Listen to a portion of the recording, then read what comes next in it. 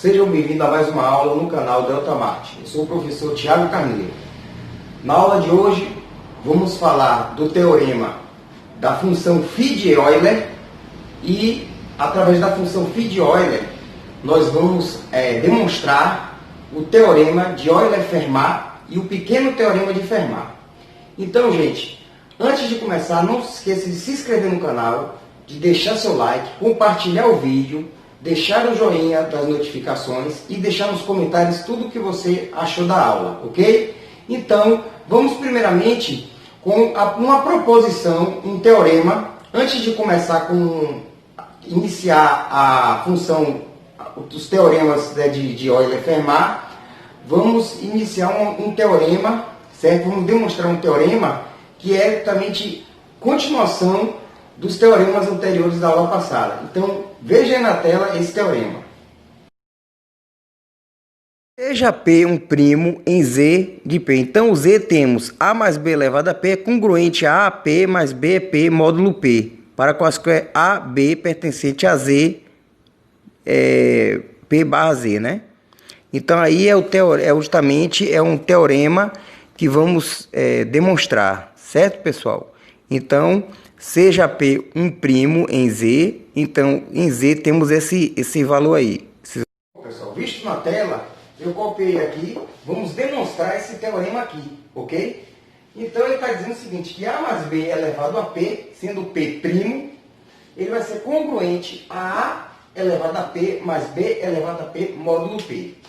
Gente, para demonstrar esse teorema é bastante simples, não tem muito o que observar. Basta você deduzir, basta você verificar que isso aqui é um número, certo, que você resolve através do binômio de Newton. Então, o que é A mais B elevado a P? A mais B elevado a P nada mais é do que isso aqui, gente. Ó.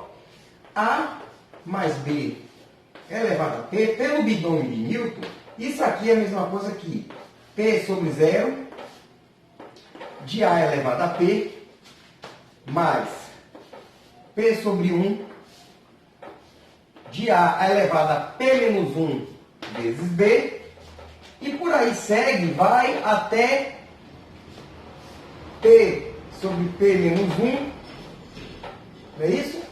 P sobre P menos 1 de A vezes B elevado a P menos 1, certo?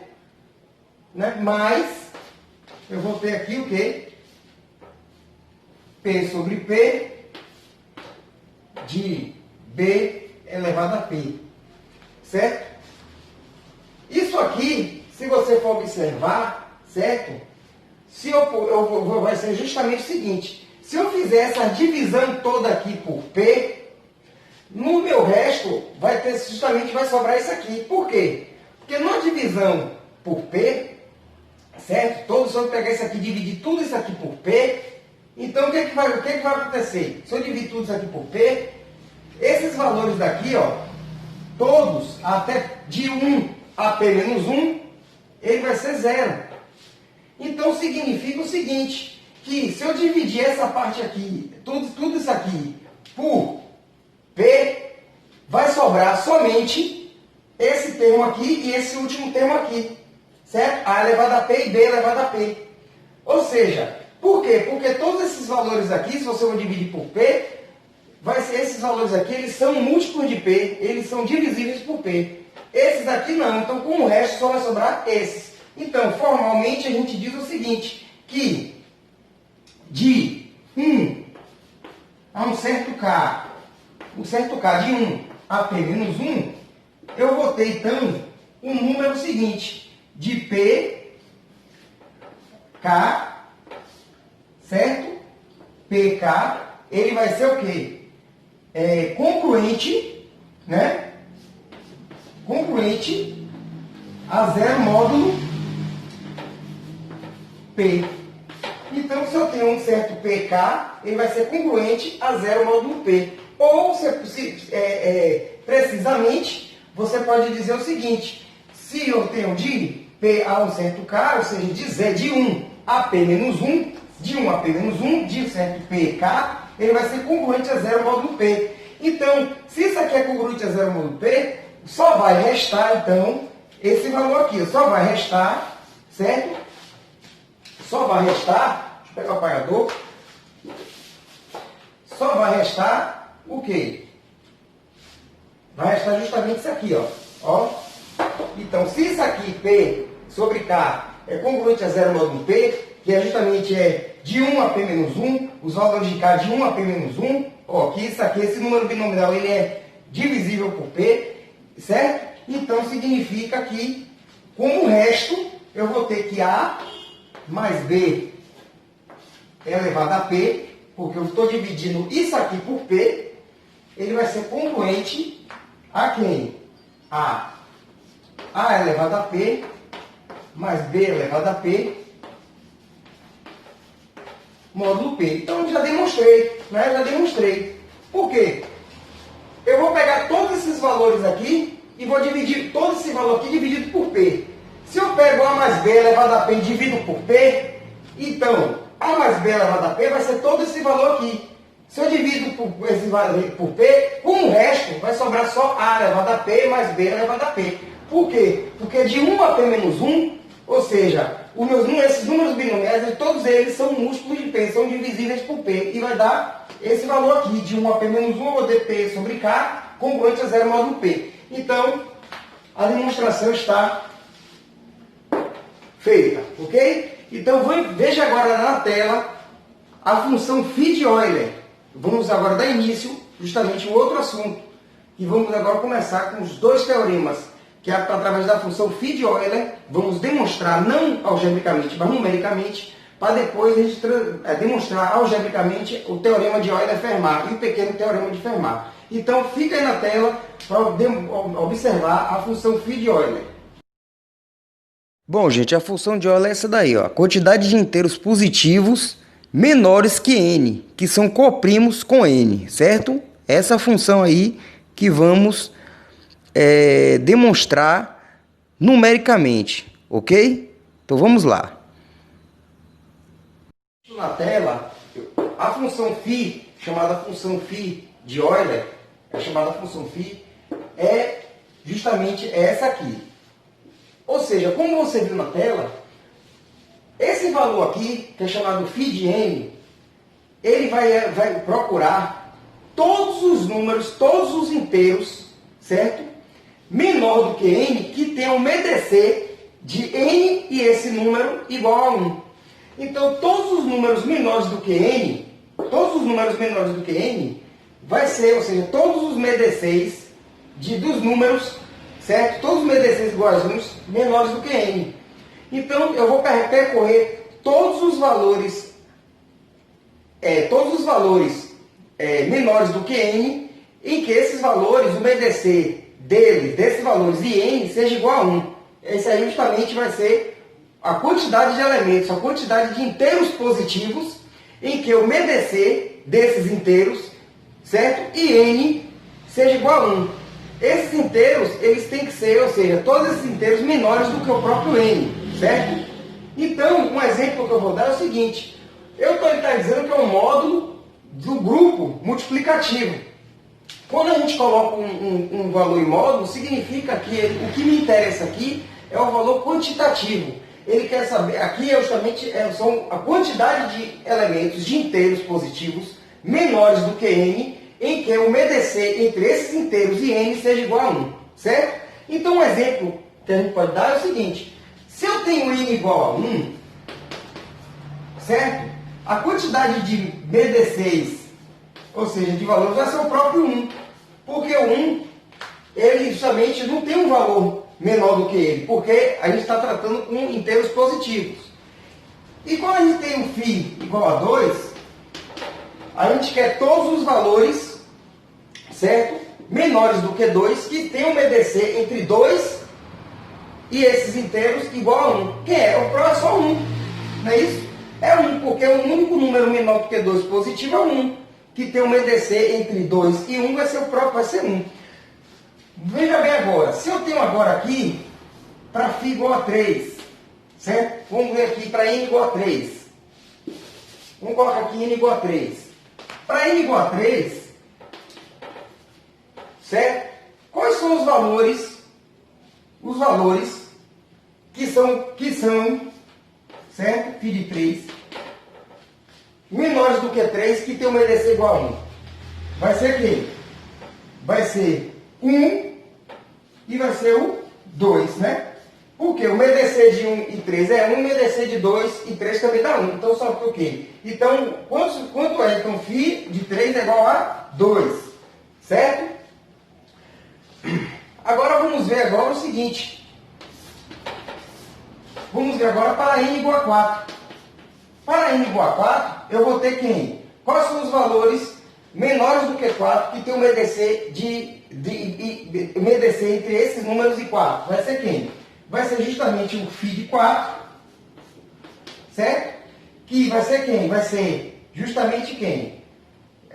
Vamos botar um traçozinho aqui, porque esse aqui é um traço, né? Vai ser, quais são o conjunto? O conjunto vai ser o 1 e o 3 também. São os únicos números, certo? Que são coprimos.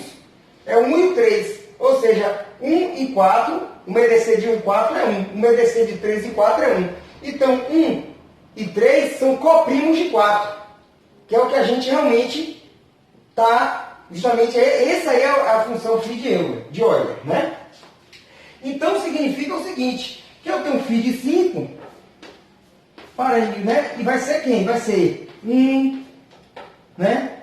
2, vai ser 3 e vai ser 4.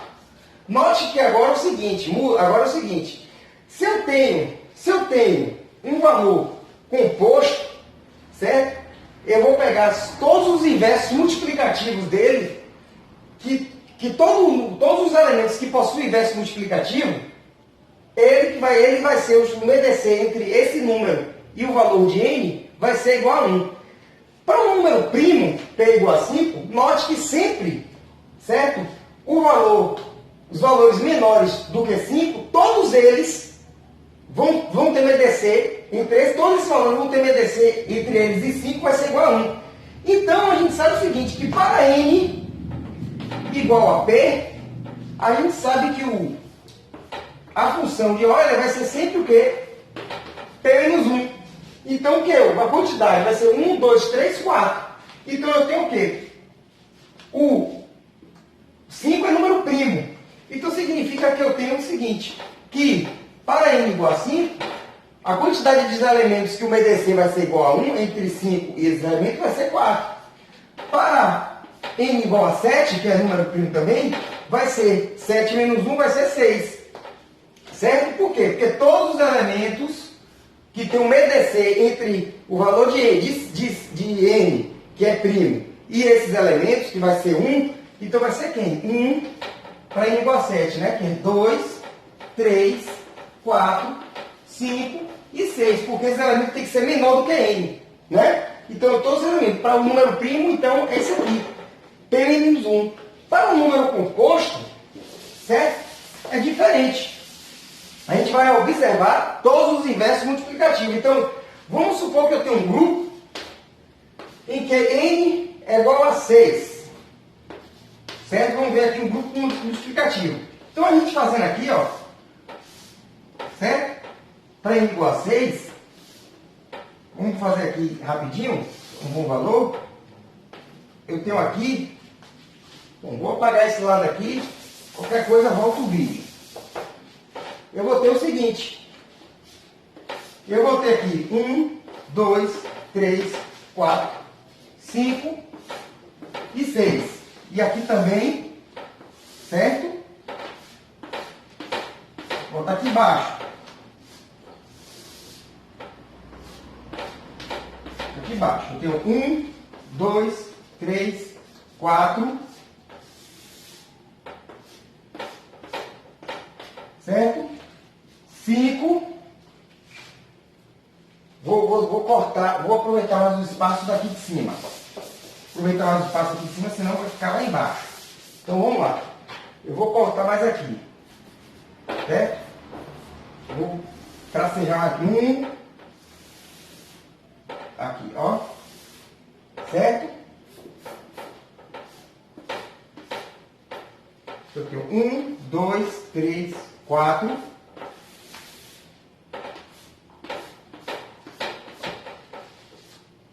5 e 5, né? Não é 6 não. É N igual a 6. Então, essa coluna aqui não... Essa coluna aqui ela não existe, né? Então, como é que o 6 a gente sabe como número composto? Então, a gente vai fazer o quê? 1 vezes 1 dá 1, 1 vezes 2 dá 2, 1 vezes 3 dá 3, 1 vezes 4 dá 4, 1 vezes 5 dá 5, 2 vezes 1 dá 2, 2 vezes 2 dá 4, 2 vezes 3 dá 1, porque 2 vezes 3 é 6. Então, 2 vezes 3 dá 0, desculpe, porque 2 vezes 3, 6 dividido por 6 dá 1. Então, é divisível. Então, 2 vezes 3, 6 dá 0. 2 vezes 4, 8 dá o quê? 2. 2 vezes 5, 10, que dá 4. 3 vezes 1, 3. 3 vezes 2, 6, que dá 0. 3 vezes 3, 9, que dá 3. 3 vezes 4 dá 12, que vai dar o quê? 0. 3 vezes 5, 15, que dá 3. 4 vezes 1, 4. 4 vezes 2, 8, que dá 2. 4 vezes 3, 12, que dá 0. Isso aqui são os restos, viu, gente? Lembre-se que a gente já fez na aula passada isso. 4 vezes 4, 16, que vai dar 4, não é isso? 4 vezes 5, 20, que dá 2. 5 vezes 1, 5. 5 vezes 2, 10, que dá 4. 5 vezes 3, 15, que dá 3. 5 vezes 4, 20, que dá 2. E 5 vezes 5, 25, que dá 1. Ok. A gente agora vai pegar todos os inversos multiplicativos. Quais são os inversos multiplicativos? Os inversos multiplicativos a gente sabe que é um certo A vezes B. O B é inverso multiplicativo de A e A é o inverso multiplicativo de B. E que é congruente a 1 módulo N. Então aqui, ó, qual a multiplicação que dá o resto 1? Vai ser 1 vezes 1, que é congruente a 1 módulo 6. E que mais? Que tem 1, só tem esse e esse aqui. E 5 vezes 5 é congruente a 1 módulo 6. Note que para um elemento ser invertível, o meu MDC de A e N tem que ser igual a 1. Então, a mesma coisa, o MDC de 1 e 6 é 1, então eu vou ter, e o MDC de 5 e 6 também é 1. Então, os elementos aqui que possuem inverso é quem? É 1 e 5, que são menores do que 6, são os únicos elementos que, entre ele e 6, o MDC é 1. Não é o MDC, ou seja, eles são coprimos de 6. Então, significa que o meu φ de 6 é igual a 2. Certo? Então, é isso aí que é justamente uma demonstração da função φ de Euler, que tem a ver com o valor absoluto, a quantidade de elementos menores do que n, que são coprimos de n, certo? Quantidade de inteiros positivos menores do que n, que são coprimos de n. Então, para um número composto, a quantidade de elementos, você observa a quantidade de elementos invertíveis. E que os elementos invertíveis, o MDC entre esse elemento que possui inverso e o valor de n vai ser igual a 1, certo? Então, com base nisso aqui, vamos na tela para o teorema de Euler-Fermat. Vamos lá. Eu falei que para mostrar na tela o teorema de Euler-Fermat, mas infelizmente para o vídeo não ficar longo, nós vamos deixar o teorema de Euler-Fermat para a próxima aula, ok? Então, não deixe de se inscrever no canal, ative o sininho das notificações e deixe nos comentários aqui o que achou da aula, ok, gente? Um forte abraço para vocês e um muito obrigado.